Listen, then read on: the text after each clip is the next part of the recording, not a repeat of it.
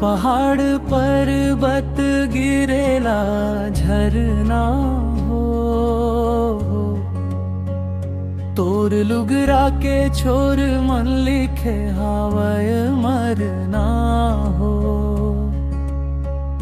सवरेंगीला पतरेंगीला मैया कौन बन खोजो रे दोस्त।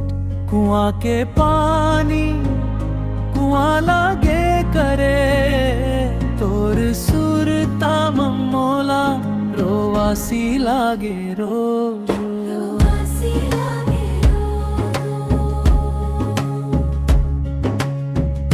नदिया की धारा बहे धीरे धीरे, तोर बिना जिंदगी लागे अधूरी रे।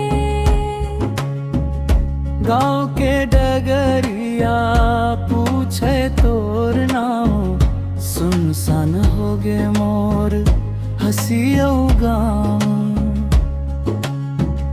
पहाड़ पर्वत गिरेला झरना हो, तोर लुगरा के छोर मन लिखे हावय मरना हो।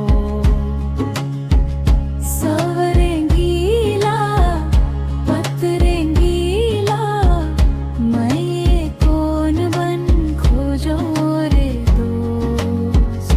कुआं के पानी कुआं लागे करे, तोर सुरता ममोला रोवासी लागे रोज।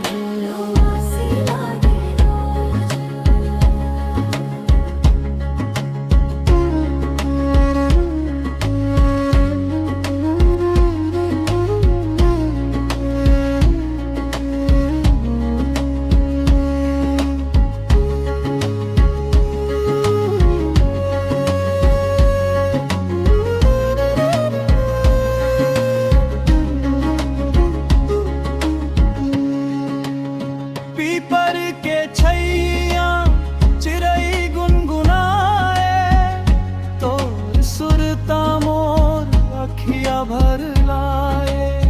मांदर के थाप मन मोर मन नहीं नाचे, तोर बिना ये दुनिया मोला नहीं भाए। सांझ के बेला चंदा गवाही दे, मोर माला का बर के भुला दे।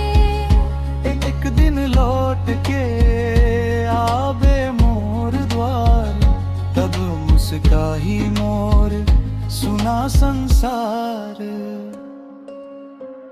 पहाड़